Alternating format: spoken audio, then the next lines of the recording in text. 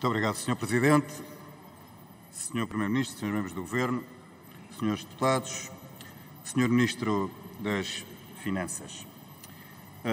Vou falar de um tema que também vou-lhe perguntar sobre um tema que falou na sua intervenção, mas começo por lhe agradecer aquele reconhecimento que fez ali do púlpito, finalmente, e vou citar aquilo que disse: Portugal é um dos países mais endividados da Europa. Foi o Sr. Ministro que disse e finalmente reconhece aquilo que outros partidos têm vindo a alertar e que depois vão tentando negar. Falemos do PRR e vou-me socorrer da última informação que está disponível no site oficial, de 20 de abril, o quadro com a informação oficial relativamente ao ponto de situação operacional de aprovações e pagamentos do PRR. Entre verbas aprovadas e pagas, deixo naturalmente aqui um reconhecimento pelo facto que a menor disparidade entre as verbas é na rúbrica para as famílias. Esse reconhecimento fica feito, mesmo sendo apenas 9% do total.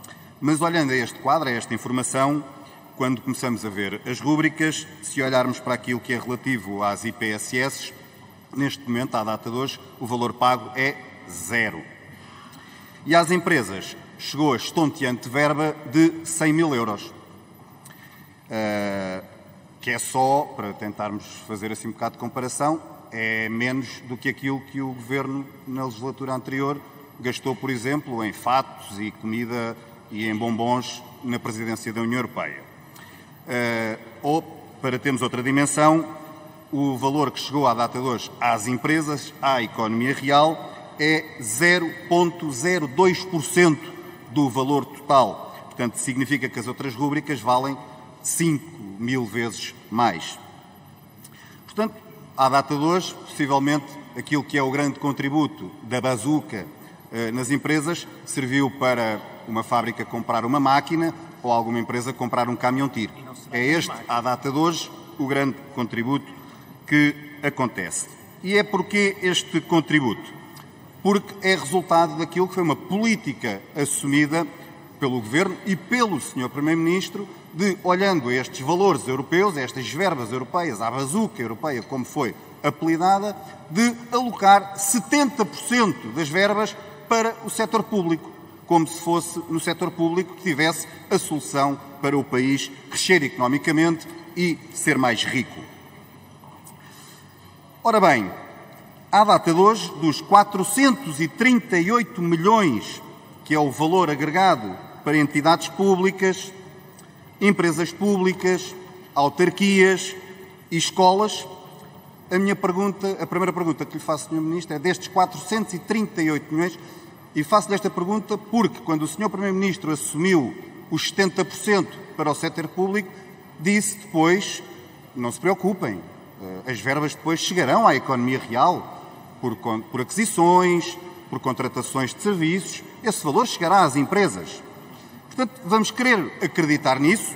A pergunta que lhe faço, e vamos nos cingir aos valores pagos à data de hoje, dos 438 milhões que foram para o setor público, quanto deste valor é que já chegou à economia real? Consegue, Sr. Ministro, consegue o Governo dar esta informação aos portugueses? Muito bem. Vai para o público e quanto é que já chegou à economia real? Às empresas, às famílias, às pessoas?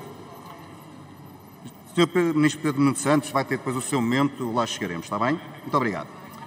E, portanto, deixo também esta pergunta, Sr. Ministro, não só à data de hoje, mas se consegue fazer uma previsão no final de tudo isto, quanto do valor que é canalizado via setor público vai chegar à economia real, às empresas, às pessoas, às famílias. Porque com isto fica muito claro aquilo que são duas visões muito diferentes de gestão do dinheiro dos contribuintes. De um lado, quem acredita que as empresas devem ter a sua liberdade de fazer as suas escolhas, e alguém, neste caso o Governo PS, que acredita que as empresas devem estar de joelhos à espera da bondade do Estado. Senhor Ministro, permita-me que lhe faça também outra pergunta e vou-lhe querer falar do ISCTE. vou-lhe querer falar do ISCTE, mas não do recente tema que envolveu o ex-ministro João Leão.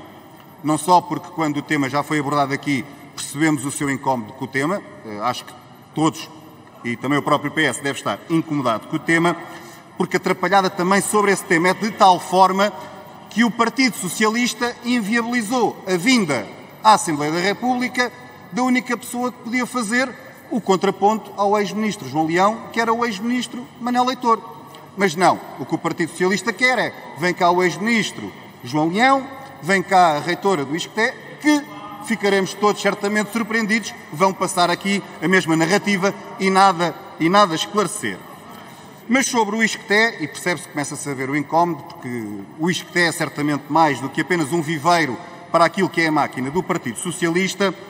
Nem vou falar de um ajuste direto que anda para aí acima dos 300 mil euros de uma entidade pública cuja direção todos têm ligações ao ISCTE.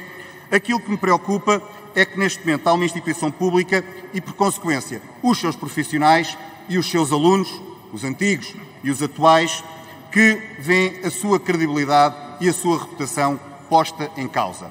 Esta preocupação está até patente num artigo de opinião que foi publicado ontem no Jornal Público por vários professores do ISCTE, entre eles o professor André Freire e a professora Maria do Rosário Veiga. Por isso é que não se pode surpreender que alguém pergunte o que é o ISCTE. Não pode surpreender. Mas a minha pergunta, Sr. Ministro, é esta.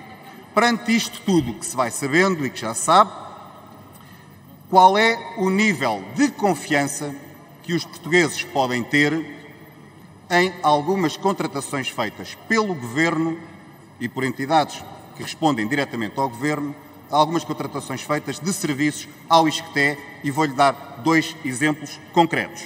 Um que já vem da legislatura anterior, relativamente à monitorização do discurso e da propaganda em redes sociais. Qual é a confiança que podemos ter nos resultados deste estudo?